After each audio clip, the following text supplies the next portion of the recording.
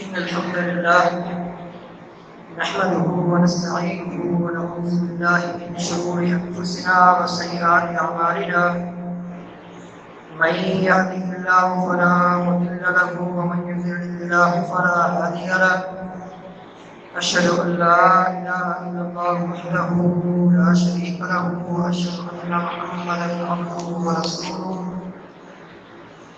اللهم صل على محمد وعلى آل محمد كما صليت على إبراهيم وعلى آل إبراهيم إنك حميد مجيد اللهم بارك على محمد وعلى آل محمد كما باركت على إبراهيم وعلى آل إبراهيم إنك حميد مجيد أما بعد فإن خير الحديث كتاب الله وخير الهدي هدي محمد صلى الله عليه وسلم وشر الأمور محدثاتها وكل محدثة بدعة وكل بدعة ضلالة وكل ضلالة في النار اللهم صل على محمد وعلى آل محمد كما صليت على إبراهيم وعلى آل إبراهيم إنك حميد مجيد اللهم بارك على محمد وعلى آل محمد كما باركت على إبراهيم وعلى آل إبراهيم إنك حميد مجيد أعوذ بالله من الشيطان الرجيم بسم الله الرحمن الرحيم يا أيها الناس اتقوا ربكم الذي خلقكم من نفس واحدة وخلق منها زوجها وبث منهما رجالا كثيرا ونساء واتقوا الله الذي تساءلون به والأرحام إن الله كان عليكم رقيبا يا أيها الذين آمنوا اتقوا الله حق تقاته ولا تموتن إلا وأنتم مسلمون يا أيها الذين آمنوا اتقوا الله وقولوا قولا سديدا يصلح لكم أعمالكم ويغفر لكم ذنوبكم ومن يطع الله ورسوله فقد فاز فوزا عظيما قال الله تبارك وتعالى لقد رضي الله عن المؤمنين إذ يبايعونك تحت الشجرة فعلم ما في قلوبهم فأنزل السكينة عليهم وأصابهم فتحا قريبا رب اشرح لي صدري ويسر لي أمري واحلل عقدة من لساني يفقهوا قولي رب أعوذ بك من همزات الشياطين وأعوذ بك رب أن يحضرون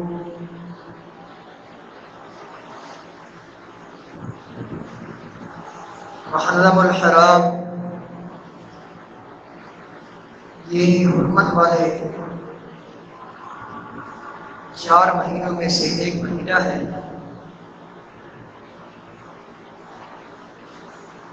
اسلامی سال کا یہ پہلا مہینہ ہے۔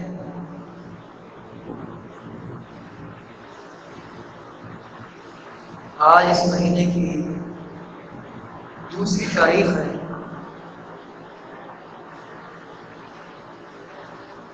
حرمت والے 4 مہینے ہیں، 3 پیدر پہ اور 1 رجب۔ 3 مہینے جو مسلسل ہیں ان میں سے ایک ذوالقعدہ ہے، دوسرا ذوالحجہ ہے اور تیسرا یہ محرم الحرام ہے۔ 4تھا مہینہ رجب ہے، یہ حرمت والا مہینہ ہے۔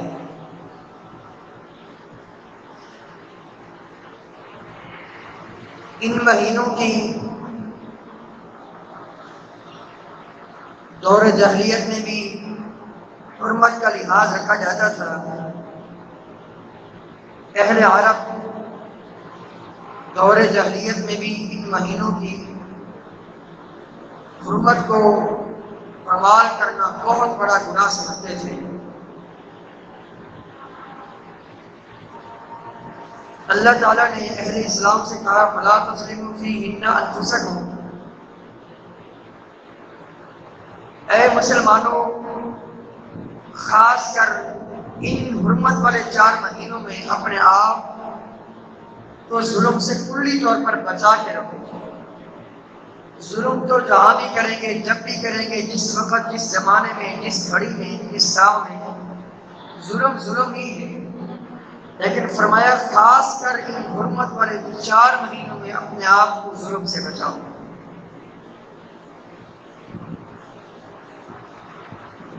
میں نے عرض کی کہ انہی مہینوں میں سے ایک مہینہ محرم الحرام کا ہے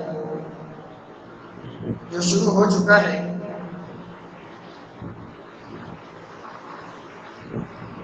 اس مہینے کی فضیلت یہ ہے کہ امام الانبیاء علیہ السلام نے اس مہینے کو اللہ کا مہینہ قرار دیا۔ اللہ تعالیٰ کی طرف اس مہینے کی نسبت یہ نسبت تشریفی ہے۔ اس مہینے کے شرف کو اور فضیلت کو واضح کرنے کے لیے امام الانبیاء علیہ السلام نے اس مہینے کو اللہ کا مہینہ قرار دیا۔ صحیح مسلم کی حدیث نبی کریم صلی اللہ علیہ وسلم نے فرمایا افضل الصیام بعد رمضان صیام شہر اللہ المحرم۔ رمضان مبارک کے فرضی روزوں کے بعد اللہ تعالیٰ کے نزدیک سب سے فضیلت والا روزہ اللہ تعالیٰ کے مہینے محرم الحرام کا روزہ ہے۔ یہاں اس حدیث میں نبی کریم صلی اللہ علیہ وسلم نے اس مہینے کو اللہ کا مہینہ قرار دیا، جو کہ اس کی فضیلت کی دلیل ہے۔ جیسے مثال کے طور پر دیکھیں، دنیا کی جتنی بھی اونٹنیاں ہیں ساری اونٹنیاں اللہ کی مخلوق ہیں، لیکن صالح علیہ السلام کی اونٹنی کی طرف کی نسبت اللہ کی طرف کی گئی۔ کہا گیا فقال لهم رسول اللہ ناقۃ اللہ وسقیاہ۔ قوم ثمود کے پیغمبر صالح علیہ السلام نے کہا اللہ تعالیٰ کی اونٹنی کی حفاظت کرو، اس کو پریشان نہیں کرو، اس کو تکلیف نہیں دو، اس کو ایذا نہیں دو۔ یہاں سورۃ الشمس میں صالح علیہ السلام کی اونٹنی کی نسبت اللہ کی طرف کی گئی۔ یہ نسبت تشریفی ہے، اس اونٹنی کی فضیلت کی دلیل ہے، اس کے شرف کو واضح کرنے کے لیے یہاں نسبت اللہ کی طرف کی گئی۔ جیسے دنیا کی جتنی بھی مسجدیں ہیں ساری کی ساری مسجدیں اللہ کی، کعبۃ اللہ کو بیت اللہ کہا گیا اس کی فضیلت کو مد نظر رکھتے ہوئے۔ تو یہاں پر اس حدیث میں بھی محرم الحرام کو اللہ کا مہینہ کہا گیا، لیکن سارے مہینے اللہ کے ہیں، سارے دن اللہ کے ہیں، ساری راتیں اللہ کی ہیں، لیکن اللہ تعالیٰ کی طرف اس مہینے کی نسبت کی گئی اس مہینے کی فضیلت کو اجاگر کرنے میں۔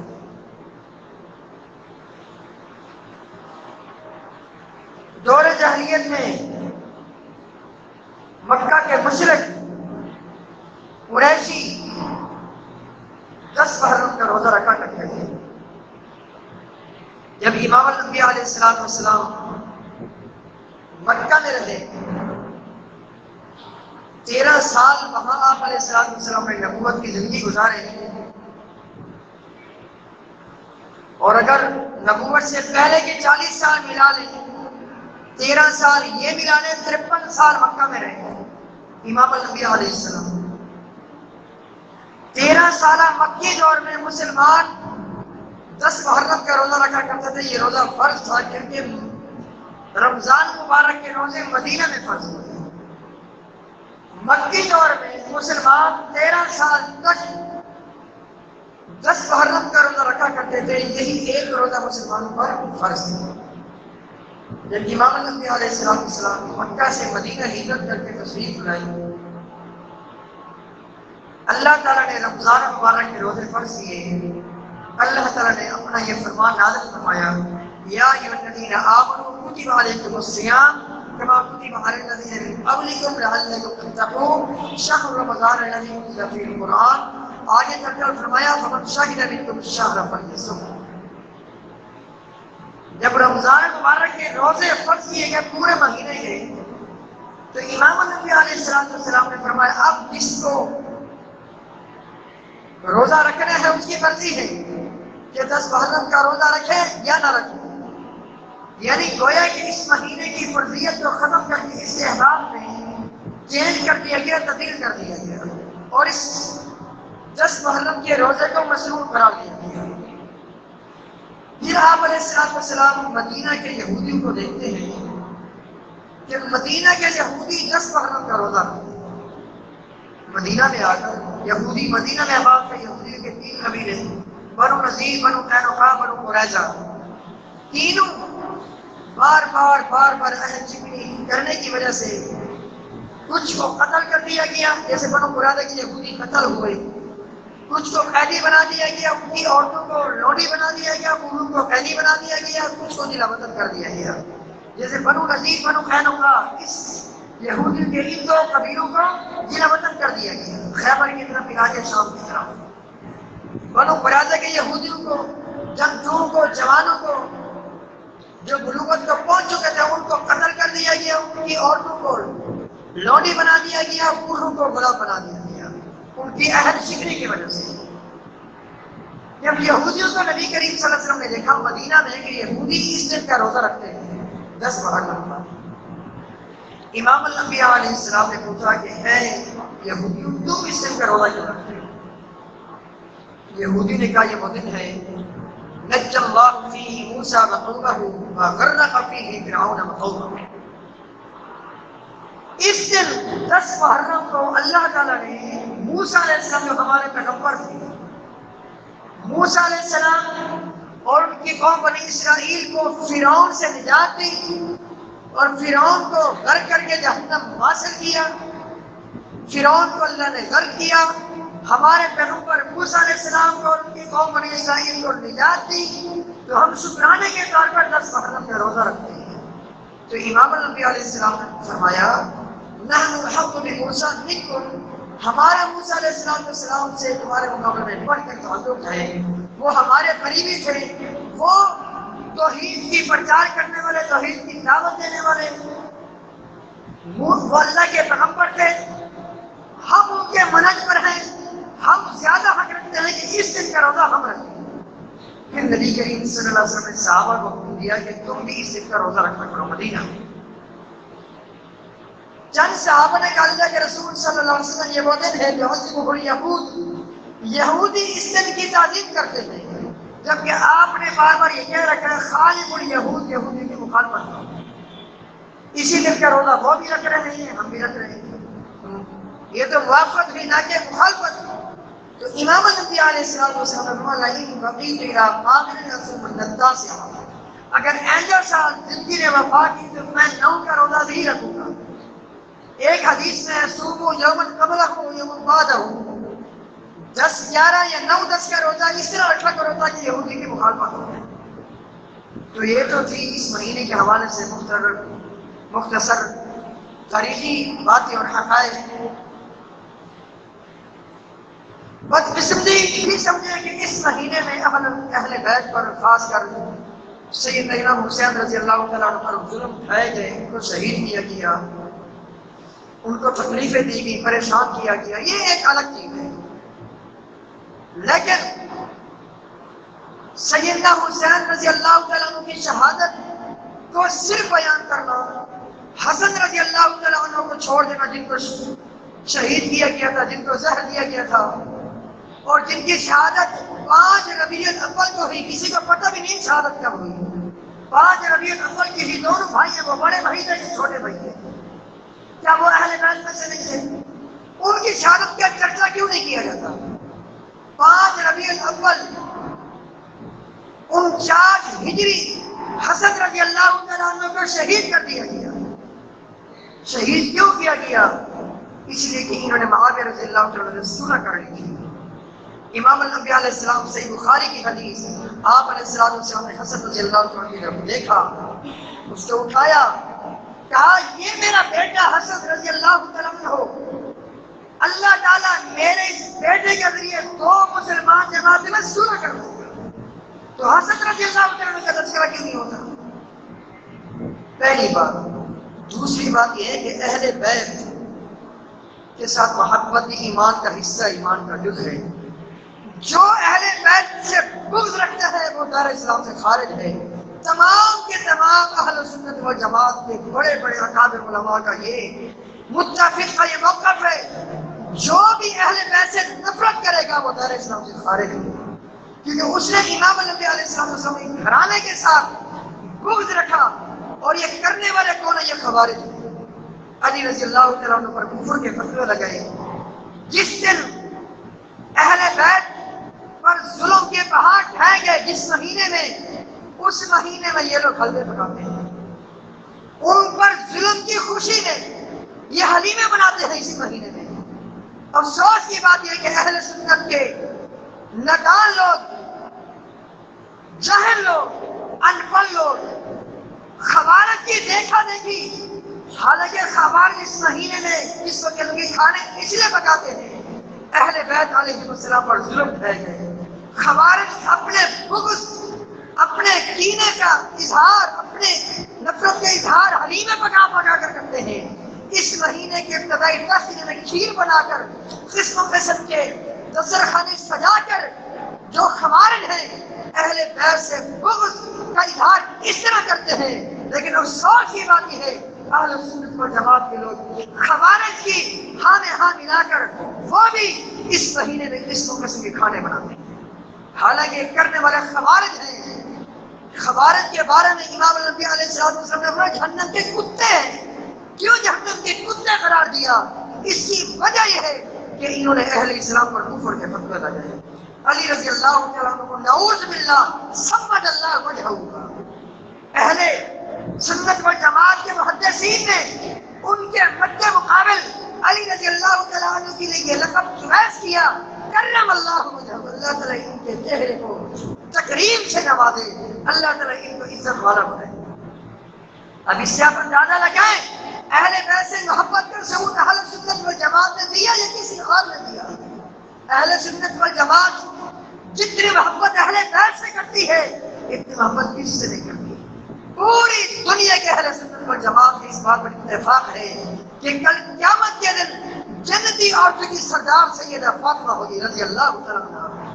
کوئی ایک اہل سنت والجماعت کا فرد ایسا بتائیں جس کا یہ موقف نہ ہو۔ پوری دنیا کے اہل سنت والجماعت کے موقف ہے، یہ عالمی یہ منہج ہے، مسلمانوں کے یہ عقیدہ ہے، سیدہ نساء اہل جنہ فاطمہ زہرا رضی اللہ تعالیٰ عنہا۔ فاطمہ زہرا رضی اللہ تعالیٰ عنہا تمام جنتی عورتوں کی سردار ہیں۔ تمام اہل سنت والجماعت اس بات پر اتفاق۔ ان کے 2 بیٹے سیدہ شباب اہل جنہ حسن حسین رضی اللہ تعالیٰ عنہ جنتی نوجوانوں کے سردار۔ کون نہیں مانتا اس بات کو؟ کون نہیں مانتا؟ ایک اہل سنت والجماعت کے لیے ایسا فرض بتائیں جو اہل سنت والجماعت سے محبت نہ کرتا ہو، ان کے فضائل بیان نہ کرتا ہو۔ لیکن افسوس کی بات یہ ہے صرف ان 10 دنوں میں اہل بیت کی فضیلت بیان کی جاتی ہے، حالانکہ سال کے 12 مہینوں میں ان کی فضیلت بیان کی جائے یہ کم ہے۔ یہ 10 دن کیوں؟ آپ پوری زندگی لگا دیں اہل بیت کی فضیلت بیان کرتے کرتے تب بھی ان کی فضیلت کا حق ادا نہیں ہوتا۔ یہ اہل سنت والجماعت کا عقیدہ ہے۔ ان 10 دنوں میں اظہار کرنا ان سے محبت کا، اس طرح کی منفی چیزیں، غیر سری چیزیں ایجاد کر کے بنا کر بھر کر لوگوں کو باور کریں ہم اہل بیت سے محبت کرتے ہیں، نہیں، اہل بیت سے محبت وہی کرتے ہیں جو ان کے منہج پر ہے۔ اللہ اہل بیت کون سا قرآن چھوڑ کر گئے؟ یہی قرآن چھوڑ کر گئے نا جو ہمارے اندر ہے۔ جو اہل بیت سے محبت کا اظہار کرتے ہیں ذرا ان سے پوچھیں کہ اس قرآن کو مانتے ہیں جو قرآن حسن و حسین نے دیا، علی رضی اللہ تعالیٰ عنہ نے دیا، جو قرآن حفصہ رضی اللہ تعالیٰ عنہ کے گھر میں جو قرآن موجود تھا، مصحف حفصہ رضی اللہ تعالیٰ عنہ، اسی سے آگے پوری دنیا میں قرآن پھیلا۔ اور ازواج مطہرات یہ اہل بیت سے ہیں، نص صریح ہے، جو اس طرح کے ڈرامے کرتے ہیں ان چیزوں کو مانتے ہیں، وہ تو قرآن کو بھی نہیں مانتے۔ اہل بیت کی وہ اذان کو نہیں مانتے، ان کی نمازوں کو نہیں مانتے، کیا اہل بیت سے محبت کرتے ہیں؟ جن کی نمازیں الگ، جن کے قرآن الگ، جن کی اذانیں الگ، اہل بیت سے کوئی تعلق اہل سنت والجماعت کا ہے نہ کہ ان لوگوں کا ہے۔ اگر ان لوگوں کا تعلق ہوتا اہل بیت سے، اس قرآن کو سینے کے ساتھ لگاتے، قرآن پڑھتے، اذانیں اہل بیت والی ہوتی، نمازیں اہل بیت والی ہوتی، جبکہ ایک چیز میں اہل بیت والی ہے، کلمہ اہل بیت والا ہوتا۔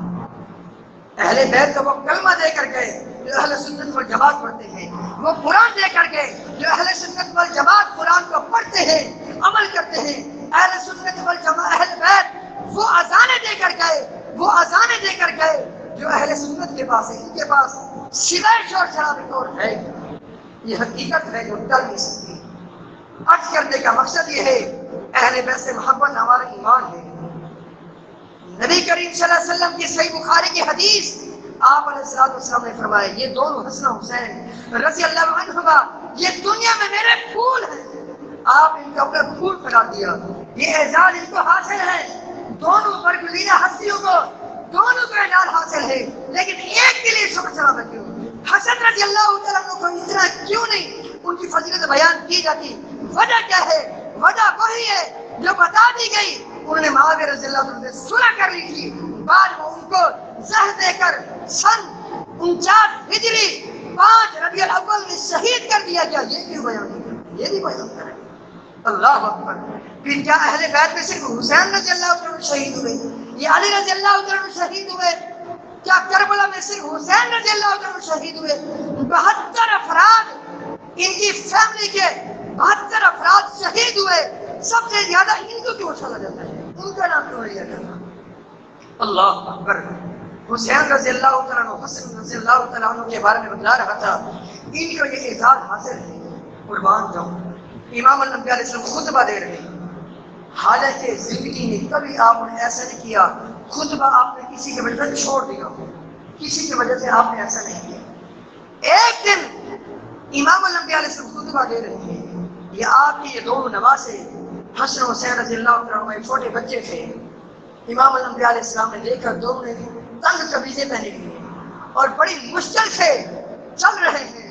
امام الانبیاء علیہ السلام نے خطبہ چھوڑ دیا، ان دونوں کی وجہ سے آپ منبر سے نیچے اترے، دونوں کو اٹھا لیا۔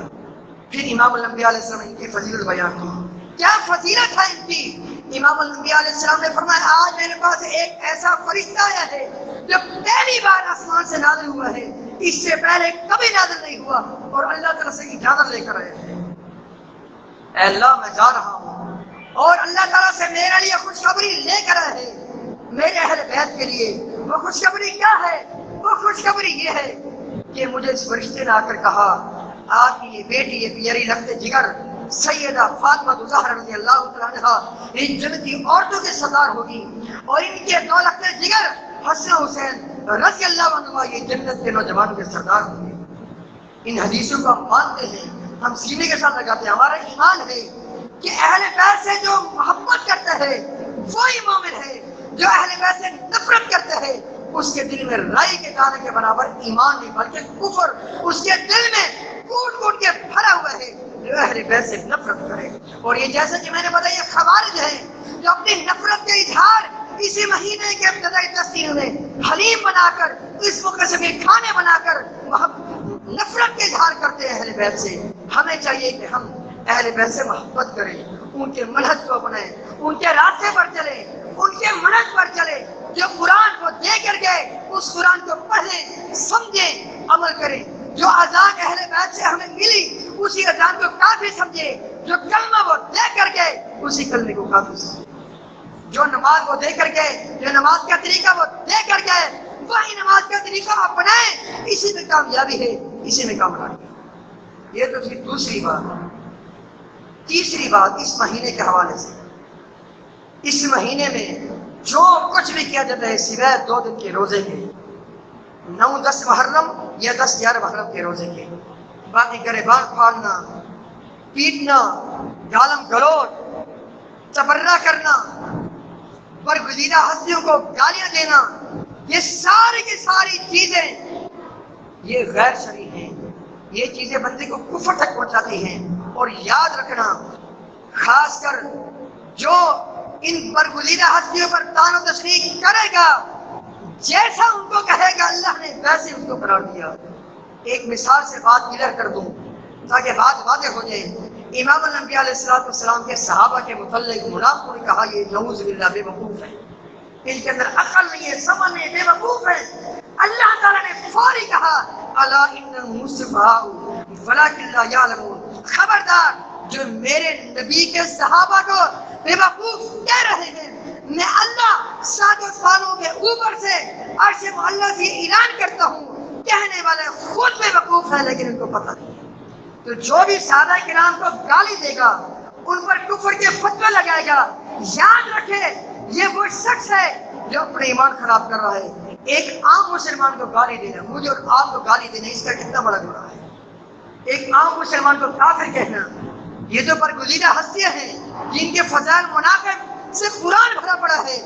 کوئی قرآن پاک کا کوئی پارہ ایسا نہیں، 30 کے 30 پاروں میں ان کے فضائل، ان کے مناقب بار بار بیان کیے گئے، تفصیل کا وقت نہیں ہے۔ اللہ اکبر، ایک عام مسلمان کو کافر قرار دینا کتنا بڑا گناہ ہے۔ صحیح بخاری کی حدیث ہے، امام الانبیاء علیہ السلام نے فرمایا، جو کسی مسلمان کو، کسی عام مسلمان کو صرف اتنا کہہ دے یا کافر، اے کافر، فرمایا کہنے والا جس نے یہ کلمہ کہا اسی کی طرف واپس سے کفر کا کلمہ لوٹتا ہے۔ ان میں سے ایک ضرور کافر ہے، اگر جس کو کہا گیا وہ نہیں ہے۔ یقیناً صحابہ کرام سارے مومن ہیں، متقین ہیں، پرہیزگار ہیں، یہ اللہ کے ولی ہیں، یہ برگزیدہ ہستیاں ہیں۔ پھر فرمایا کہنے والے وہ خود کافر ہیں۔ یاد رکھیے، اگر ہم اس طرح اپنے بغض، عداوت کا اظہار اس طرح کریں گے جس طرح کیا جا رہا ہے، اس سے امن نہیں آئے گا، بلکہ اس سے مزید بگاڑ پیدا ہوگا، معاشرے میں بگاڑ پیدا ہوگا، معاشرے میں فتنہ پیدا ہوگا۔ جو عافیت کی راہ ہے وہ یہ ہے، تمام کے تمام صحابہ سے محبت کیجیے، خاص کر اہل بیت سے محبت کیجیے، ان کے منہج کو اپنایا جائے، تمام صحابہ سے دل سے محبت کیجیے، جس طرح یہ ایمان لائے ایسے ایمان لایا جائے، اور اہل بیت سے محبت کا اظہار کیا جائے کس طرح؟ ان کے منہج پر چل کر، ان کے راستے پر چل کر، صحیح احادیث کو جن کے فضائل بیان ہیں ان فضائل کو بیان کر کے صرف اس مہینے میں بیان نہ کرے، بلکہ زندگی میں جب بھی موقع ملے ان سب کے فضائل بیان کریں، صحابہ کرام کے بھی فضائل بیان کریں، اہل بیت کے بھی فضائل بیان کریں، ان کے منہج پر اپنے آپ کو چلانے کی کوشش کریں۔ یہی عافیت کی راہ ہے، یہی عافیت کا راستہ ہے۔ اللہ تعالیٰ توفیق عطا فرمائے۔ آخری بات کر کے بات ختم کرتا ہوں، اسی مہینے کے حوالے سے بہت سارے ہمارے مسلمان ساتھی 9-10 محرم کی شب کو وہ قبرستان میں جاتے ہیں۔ یاد رکھیں، آپ قبرستان میں جائیں، جب چاہے جائیں، کوئی رکاوٹ نہیں، آپ سال میں کسی وقت جائیں، لیکن دل خاص کرنا، پھر وہاں کس لیے جانا ہوتا ہے یہ بھی ذہن میں رہے۔ وہاں جا کر پھول چڑھائیں، قسم قسم کی چیزیں بانٹیں، وہاں جا کر کھجور کی ٹہنیاں لے کر وہاں لگائیں، نہیں، یہ سب کچھ یہ بدعت ہے، یہ بات کی یاد کرتا ہے۔ وہاں کس لیے جانا ہے؟ زندگی میں جب چاہ جائیں، کوئی دن خاص نہ کریں، وقت خاص نہ کریں، کوئی کھڑی کوئی رات خاص نہ کریں، جب چاہ جائیں، کس لیے جائیں؟ فَإِنَّهَا تُذَكِّرُ الْآخِرَةَ تُزَهِدُ فِي الدُّنْيَا، اس لیے جائیں، اس نیت سے جائیں۔ آج جہاں میں موجود ہوں، میرا رشتہ دار جہاں مدفون ہے، میرا بیٹا، میرا باپ، میرا دادا پردادا، جو بھی رشتہ دار مدفون ہے، آج یہ مجھ سے جدا ہو چکا ہے۔ ایک نہ ایک دن ایسا آنے والا ہے، میں نے بھی اسی کوٹنی میں آنا ہے، ایک نہ ایک دن مجھے بھی دنیا کو چھوڑنا ہے جیسے یہ چھوڑ کے آیا ہے۔ اس نیت سے جائیں، ان کے لیے مغفرت کی دعا کریں، ان کے لیے بخشش کی دعا کریں، اللہ تعالیٰ سے مانگیں، اے اللہ ان کی مغفرت فرما دے، ان کی قبر کو منور فرما دے، ان کی بخشش فرما، ان پر رحم فرما، ان کی قبر کو نور سے، روشنی سے بھر دے۔ اپنے لیے بھی دعا کروں، اے اللہ میری بھی مغفرت فرما، ان کی بھی مغفرت فرما۔ اور دوسری وجہ یہ ہے، یہ زیارت دنیا سے بندے کا بے رغبتی پیدا کر دے، دنیا سے بندہ بے پرواہ ہو جائے، آخرت کی طرف اس کی توجہ ہو جائے۔ یہی مین مقصد ہو وہاں جانے کا۔ ان کے لیے دعا کریں اور اپنی آخرت کی فکر کریں، اور دنیا سے ایک واجبی تعلق لے کر جائیں، اسی میں کامیابی ہے، اسی میں کامرانی ہے۔ اللہ تعالیٰ سے دعا ہے جو کو سنایا اس کے مطابق ہم سب کو اپنے اصلاح کرنے کی توفیق عطا فرمائے۔ استغفر اللہ لی ولکم وللسائر